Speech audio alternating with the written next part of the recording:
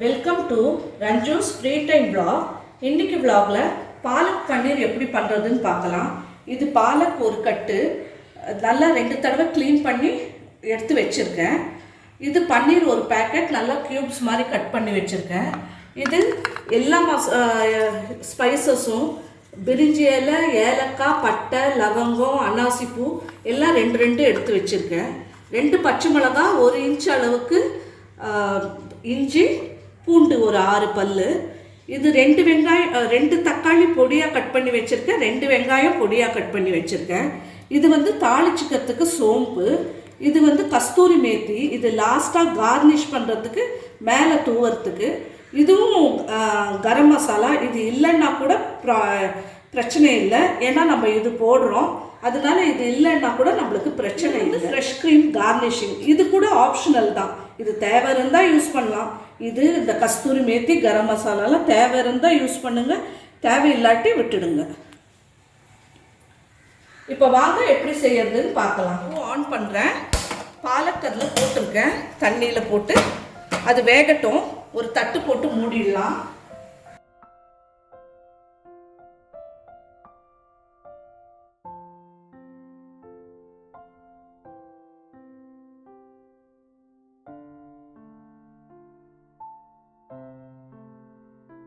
இப்போ இதில் இருக்கிற தண்ணியெல்லாம் ட்ரெயின் பண்ணிக்கலாம்.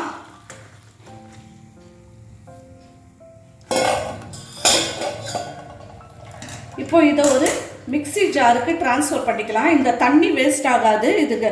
அப்புறம் நம்ம மிக்ஸி கழுவி அந்த கிரேவிக்கே ஊற்றிக்கலாம். நெக்ஸ்ட் ஸ்டெப்பாக நம்ம ஸ்டவ் ஆன் பண்ணிக்கலாம். இந்த மாதிரி ஒரு பேன் வச்சுக்கோங்க, அதில் கொஞ்சமாக நெய் விட்டுக்கோங்க.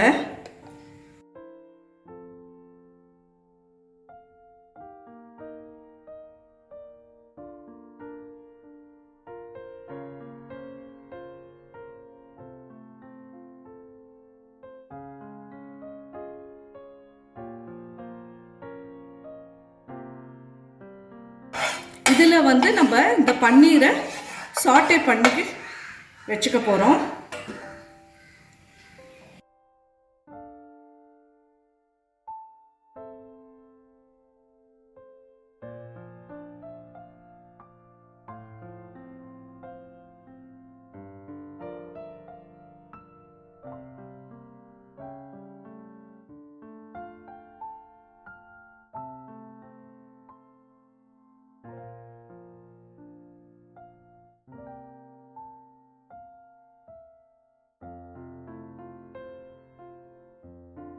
ரொம்ப ஃப்ரை பண்ணணுன்ற அவசியம் இல்லை.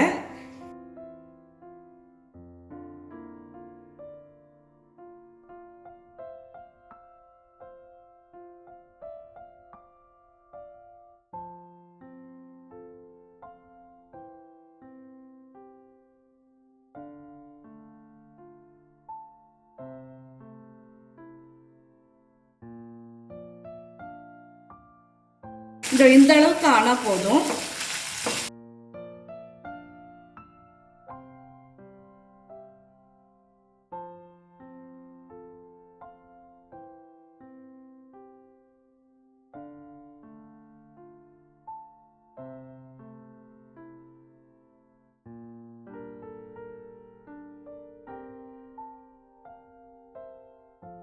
கொஞ்சமாக நான் தண்ணி ஆட் பண்ணுறேன் இதில்.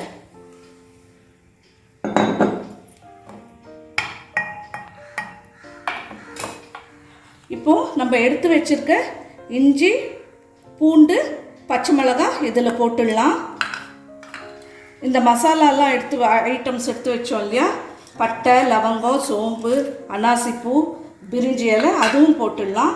அது கூடவே இந்த பாலக்கும் போட்டுடலாம். பாருங்கள், நல்லா வெந்துடுச்சு. இப்போ ஆரியும் இருக்குது. இப்போ நம்ம இதை மிக்சியில் அடிச்சுக்கலாம்.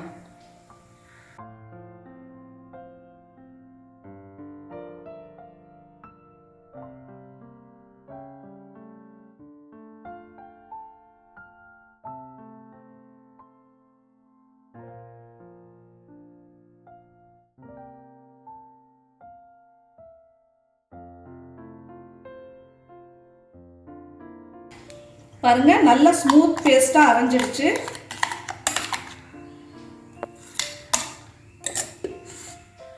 இப்போ நம்ம நெக்ஸ்ட் ப்ரொசீஜர் பார்க்கலாம். பண்ணிக்கலாம்.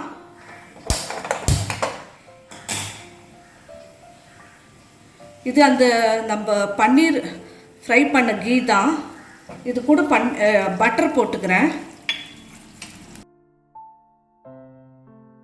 இந்த டிஷ்ஷு பட்டரில் பண்ணால் நல்லாயிருக்கும்.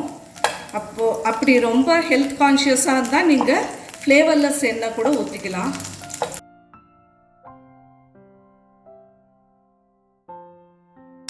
நான் சோம்பு போட்டுக்கிறேன் ஃபஸ்ட்டு.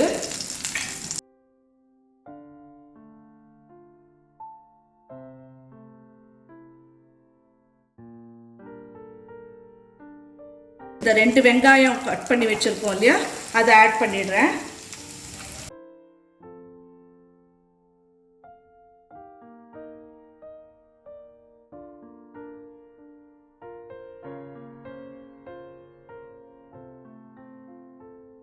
இப்போ மஞ்சத்தூள் போட்டுக்கலாம்.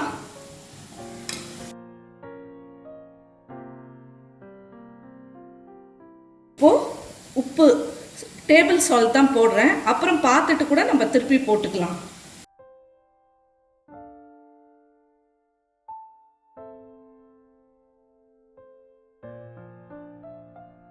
இது கொஞ்சம் வதங்கின உடனே நம்ம தக்காளி ஆட் பண்ணலாம்.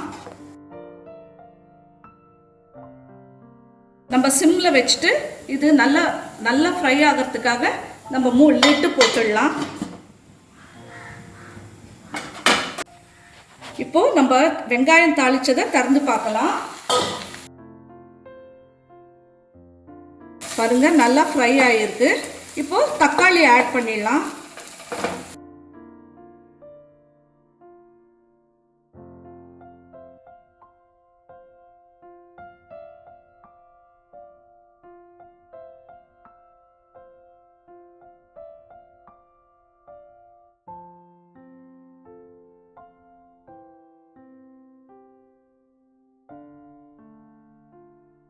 இந்த ஸ்டேஜில் கொஞ்சம் சில்லி பவுடர் போட்டுக்கலாம்.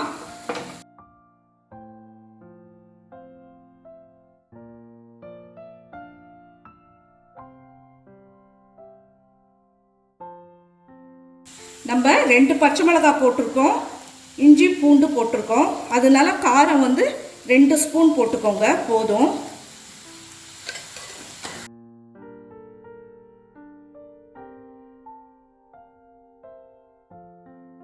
நல்லா வதங்கணும்.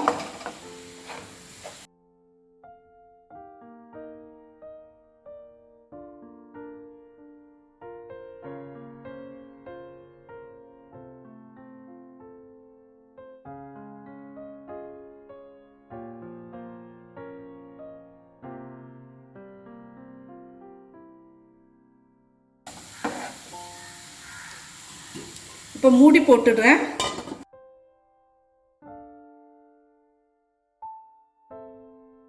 இப்போ நம்ம இது திறந்து பார்க்கலாம். பாருங்க, நல்லா வெந்துடுச்சு.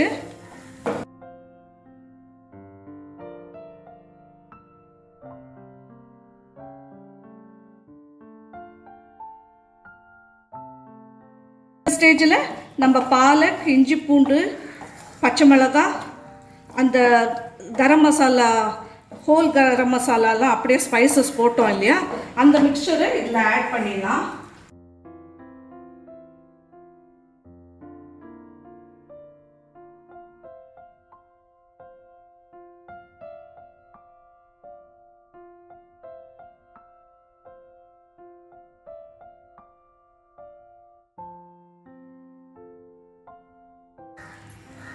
கொஞ்சமாக தண்ணி ஊற்றி இந்த மிக்ஸியை கழுவி ஊற்றிடுறேன்.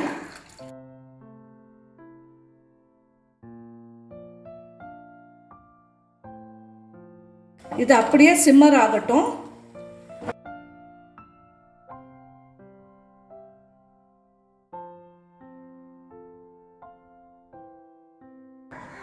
ஒரு லிட்டு போட்டு மூடி வைப்போம் ஒரு 2 மினிட்ஸு.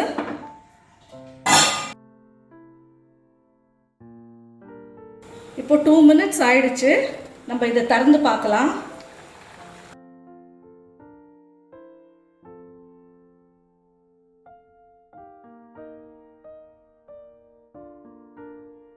ஸ்டேஜில் நம்ம இந்த கரம் மசாலா தூள் ஆட் பண்ணிடலாம்.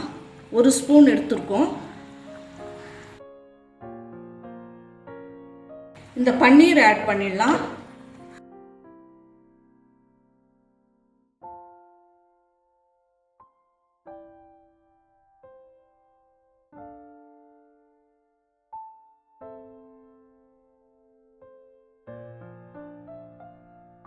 இப்போ நம்ம எடுத்து வச்சிருக்க கஸ்தூரி மேத்தி லாஸ்ட்டாக கொஞ்சம் அப்படியே க்ரஷ் பண்ணி போட்டுட போகிறோம். ஆல்மோஸ்ட் நம்மளது முடிகிற ஸ்டேஜ் தான். ஒரு 2 மினிட்ஸ் இப்படி சிம்மர் ஆகட்டும். அப்படியே நம்ம அப்புறம் சர்வ் பண்ணுறதை காமிக்கிறேன்.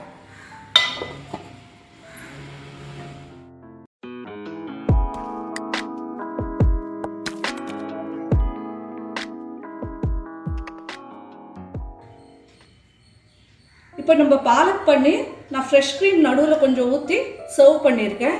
நீங்களும் இது ட்ரை பண்ணுங்கள். லைக் பண்ணுங்கள், ஷேர் பண்ணுங்கள், சப்ஸ்கிரைப் பண்ணுங்கள். பக்கத்தில் இருக்க பெல் ஐக்கானை ப்ரெஸ் பண்ண மறந்துடாதீங்க. எந்த ஃபீட்பேக்கும் கமெண்ட் செக்ஷனில் கொடுங்க.